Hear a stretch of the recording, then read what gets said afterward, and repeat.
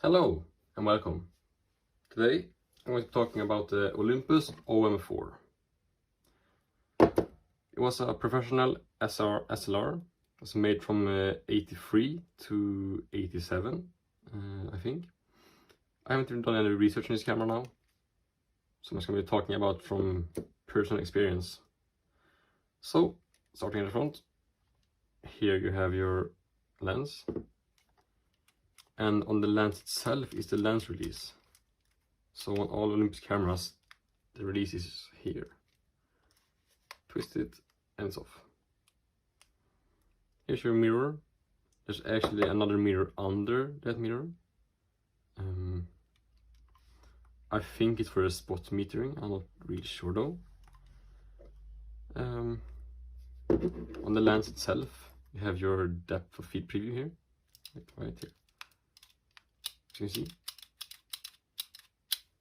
Put the lens back on, you just simply align the red dots like usually, and twist. It's on. Here is your self-timer. I need to put batteries in the camera before so it will work, so let's do it now.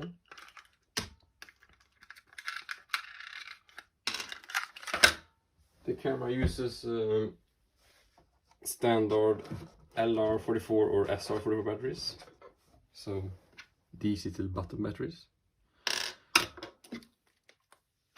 Right here is the battery compartment, and they go with the plus side up.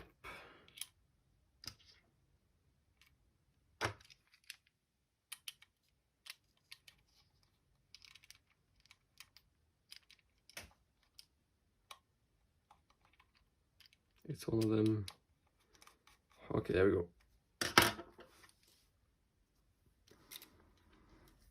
Here's the battery check. You see it light up here and P, and they will beep. Back at the front, right here to the left, I think it's your self-timer. Nope, it is not. Actually, it's on bulb mode, so maybe. Yeah, as you can see, the lens stops down, and I think even the mirror goes up.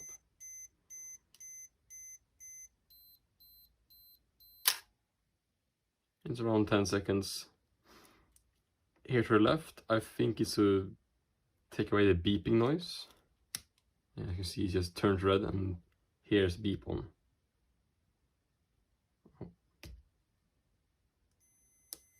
Yeah. Here's your, I don't know actually. I think these two are flash sync ports, but they're like different sync ports. This is like a flash gun. I think this is for a standard flash. Moving to the top, we're actually looking into this button actually. This is a viewfinder illuminator. So I don't know if you can see it, but this lights up like an amber color, and it will light up the viewfinder. Moving to the top, you have your ISO. To change that, you simply just lift up. No. Do you?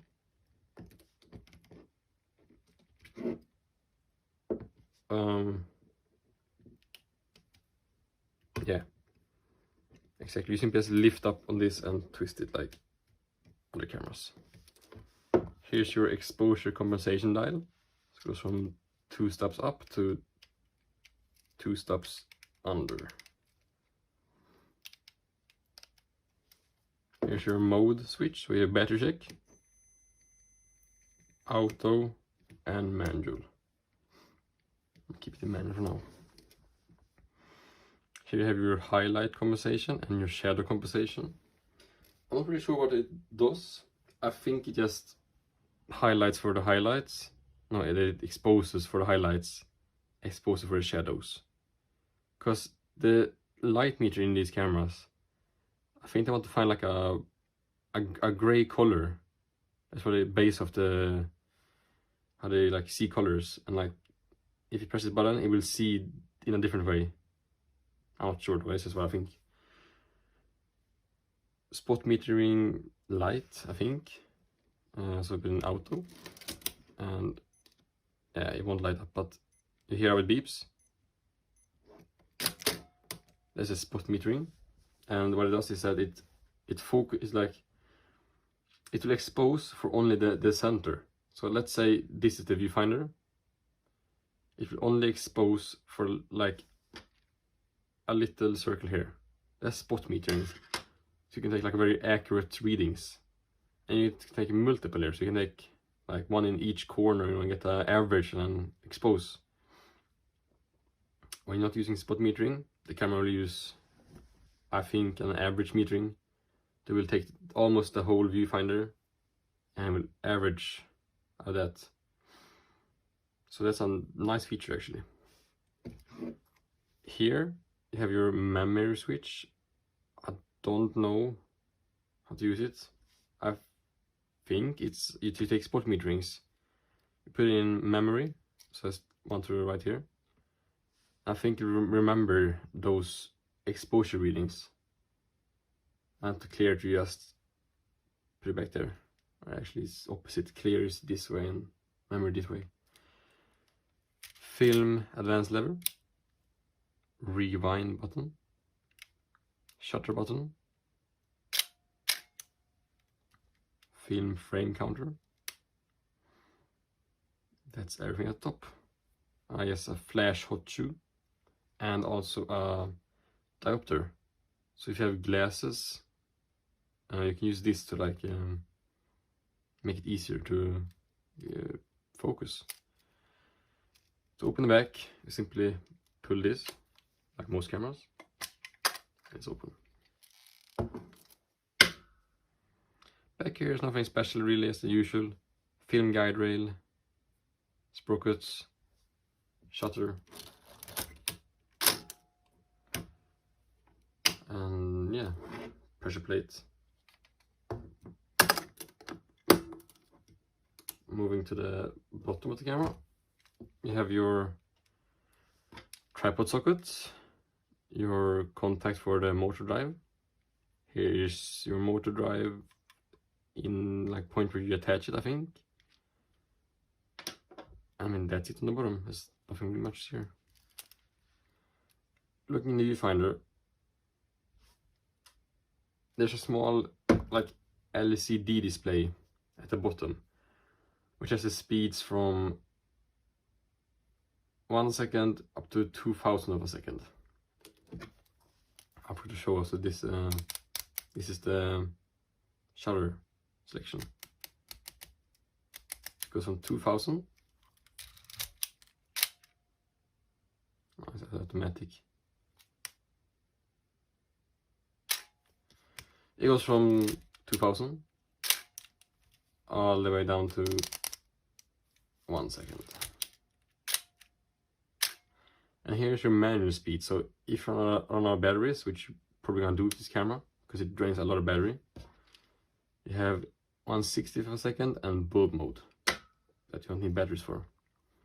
And I heard, and here's your bulb lock. So you press this little button in to activate those settings.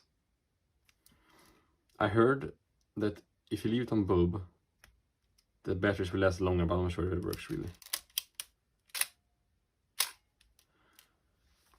Also on the top here you have your release cable socket, I guess. So, what are my thoughts about the Olympus Own 4? Well, I think it's an excellent camera. It's a bit on the expensive side, but because you know this is a professional camera. Features as a spot metering and 2,000 a second. You know, it's a nice camera. It's lightweight, weighs, let's see, 735 grams. So it's not heavy. It's really small. I mean, it's pretty reliable. I have had 2 of these. One was in far worse condition than this and still worked. And yeah. Also, I should probably show how to load film actually. To load film in the camera, you simply open the back, put your film with the take up spoon. No. Anyways, with this end, you attach that, then you put the film here in one of these cutouts and you advance the film. I see it's on now. So usually what I do when it's on, I usually just close it. Probably change this 160 at least. You see on the flame counter. Now it's at like the first exposure anyways. And I'm gonna show you how it looks in here. This is old film anyway, so don't do this. As you advance the film, see how it advances. And yeah, to rewind the film, let's press this button. Wait, let me close this first. Button is pressed in. Take this spool here and turn it.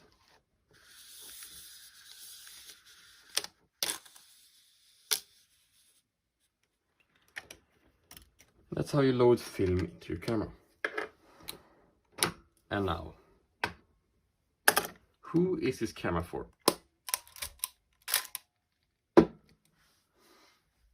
Well, I would say I wouldn't say it's for the beginner, because it's pretty expensive, like I said. I think I paid $100 for this. I mean, that's pretty cheap anyways, because it's in really good condition. I mean, they can like run you for like $150 somewhere around that, I think. And I mean, it's a really nice camera with a lot of features, so it's not that. It's that if you begin film photography and you buy this camera as your first camera, well, if you like drop the hobby later, then you have your camera here. I think it's better to like begin with a simple camera, then upgrade. So you can feel the difference, you know, if you don't begin with the best thing. Because I started with a Minolta SRT303. Then I bought like some other Minoltas, then I bought like some Canon AE1s and now I have this. So I can tell the difference of like, not, I wouldn't say quality, but I would say like features and ease of use, you know. So I would say it's for the semi-professional film photographer, I guess. That's pretty much it. Thanks for watching.